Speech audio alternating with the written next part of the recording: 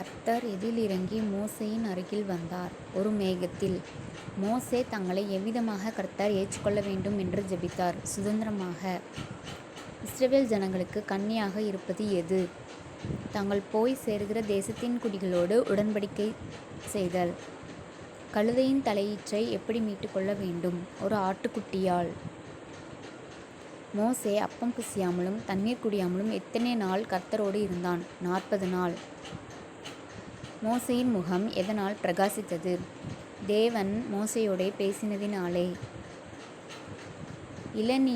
இளநூலையும் இரத்தாம்பர நூலையும் மற்ற நூலையும் கொண்டு வந்தவர்கள் யார் யார்? வெள்ளாட்டு மயிரையும் சிவப்பு தீர்ந்த ஆட்டுக்கடா தோலையும் தகசு தோலையும் தங்களிடத்தில் வைத்திருந்த யாவரும் அவைகளை கொண்டு வந்தார்கள். உயிர்த்தெழுதல் இல்லை என்று சாதிப்பவர்கள் யார்? சதுசேயர். எந்த கற்பனை பிரதானமானது என்று கேட்டது யார் யாரிடம்? நியாயசாஸ்திரி ஒருவன் இயேசுவிடம். பரிசுத்த ஆவியினால் யார் இயேசுவை ஆண்டவர் என்று கூறினார்? தாவீது.